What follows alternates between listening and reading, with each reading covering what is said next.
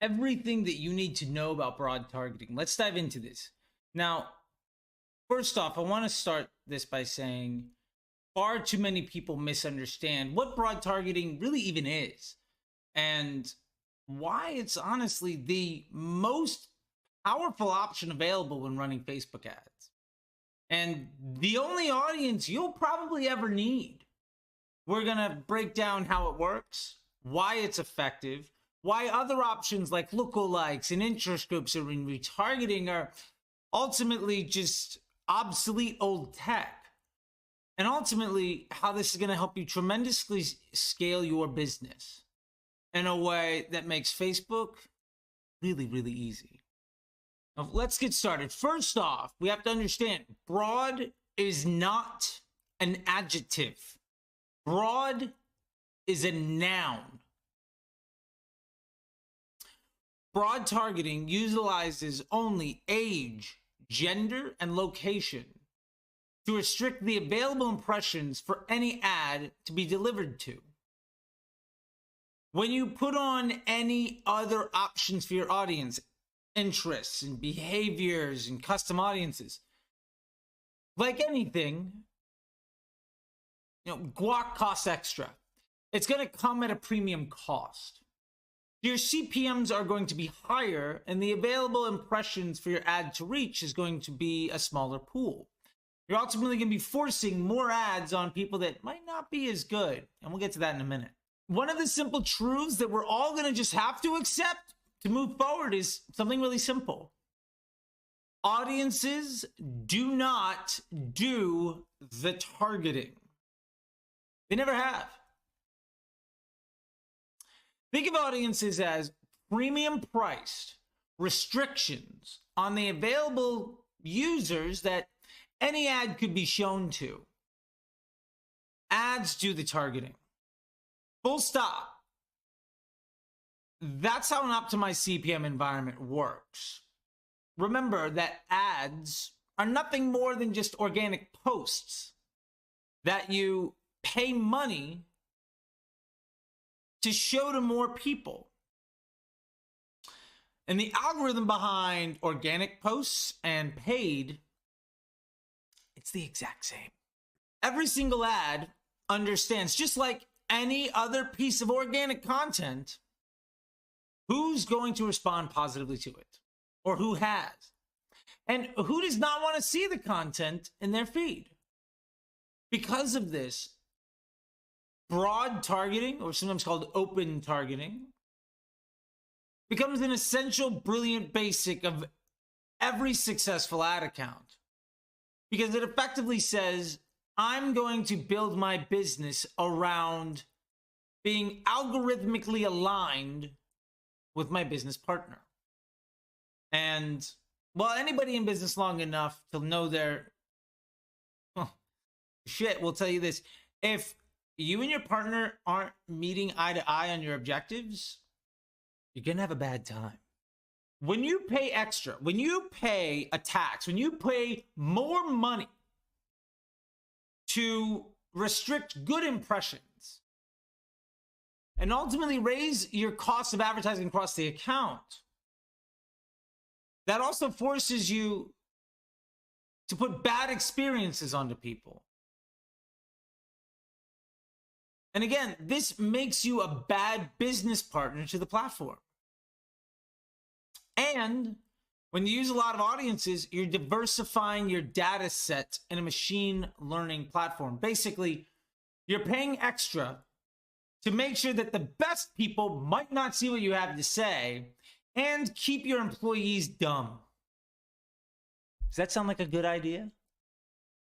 When you use audiences, let's just recap here. We have to accept a few facts. Number one, you are paying extra money. Number two, it forces you to work harder. Number three, you're going to get worse results. Not only on the platform, but omni-channel and incremental lift will be impaired by this. And number four, that happens at scale. Overall, there isn't an upside to doing things poorly. And that goes for every interest group, every behavior, every lookalike, and yeah, Every single retargeting audience. Every mid-funnel, bottom funnel, or flash in the pan thing that some jerk on the internet told you was their trick to getting a 5x ROAS is complete nonsense. Let's understand something very basic here. Facebook always retargets. Each ad knows who's likely to respond positively to it. And ads are often shown to people that have never seen this before.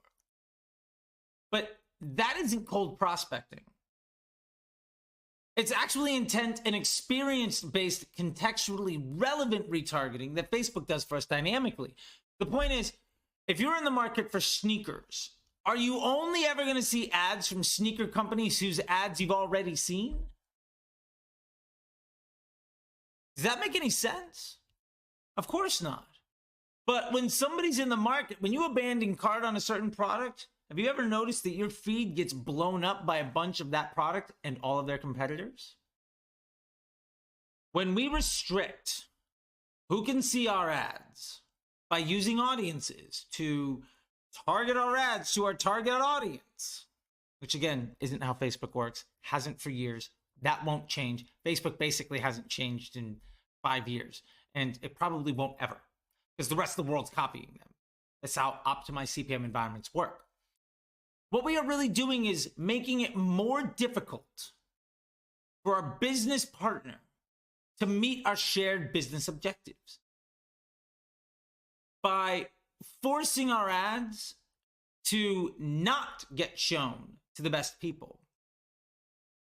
If the best possible person to see your ad today is somebody who wasn't in that targeting audience today, you missed them. And that's just one of many reasons that this just doesn't make any sense. Broad targeting and CBO. We're going to smash this home because if you're not using this yet, you've got a tremendous opportunity to make your ad account better. And if you're winning and not using this yet, imagine how much better you could be doing. One of the biggest mistakes that the vast majority of advertisers continue to make enthusiastically is relying on a large set of audiences, or ABO. Spending less money in more places doesn't actually help the machine do its job. In fact, it's really bad. Facebook's unfair advantage in the digital marketing universe is that it is a machine learning algorithm with over a decade of user data on the vast majority of people in the world and their buying behavior, both online and off. And nobody else can ever compete with this scale or ability. Remember, it's not just what you've done today. It's what you've done ever on the internet or in the real world with your credit card or your taxes, the websites you visited, the locations you've been while you've had a smartphone, and every message you've ever sent to any user. Facebook knows all that information. Facebook uses trillions of data points and purchase behavior history for every single person in its database to condition users to take desired actions. That's what it's really good at. It's a multi-touch point salesperson that knows all of your personal information. Utilizing broad allows everything that we spend to compound in value by having the most cohesive advertising effort for every user. Creative testing at broad. When we do creative testing, by definition, what we are doing is seeing of the available people within our audience, what user experience and copy and creative generate the best business results for both ourselves and for Facebook. This is algorithmic alignment. And I want you to understand that Facebook's business objective isn't to take your money. Honestly, Facebook doesn't really care about your money. Facebook's business objective is to keep people on the platforms for as long as possible in each session and as often as possible every day. When we do creative testing against a broad audience, what we are doing is ultimately investing to understand what is the best possible ad we could make to have the greatest amount of stability and scale for our ad account with no restrictions and no inhibitions or added costs. Basically, what's the cheapest, most efficient, most effective, most stable, most scalable, highest confidence asset that we can develop to invest into? That's basically what every business that's successful ever prioritizes. When we do testing against other types of audiences like interest groups and lookalikes, not only are we paying extra money, because remember, those audiences come at a premium cost. Remember, guac costs extra. But we're doing so to potentially see if new ideas are good, but those new ideas are also tremendously inhibited in their ability to produce sustainable and scalable results. And it's not just because, well, that audience is smaller. It's also because that audience is dynamic. You might be in a lookalike audience or an interest group today, and you might not be in it tomorrow. You might have spent all week talking about how you hate something, and you're in that interest group today. And then next week, you don't talk about it at all. Maybe you're not interested in that ad anymore, but Facebook used you as a data point to see whether or not it did well. That's just one extraordinarily common example of how, one, interest groups don't work the way you think they do, and number two, those audiences that you pay extra to get less scalable results are also tremendously volatile. When we do creative testing, our objective should always be to produce the highest value and highest confidence asset that can be leveraged to the greatest extent for our business objectives at scale, while also being algorithmically aligned with our business partner. That's how we win. Scaling with broad audiences. Now, this is important.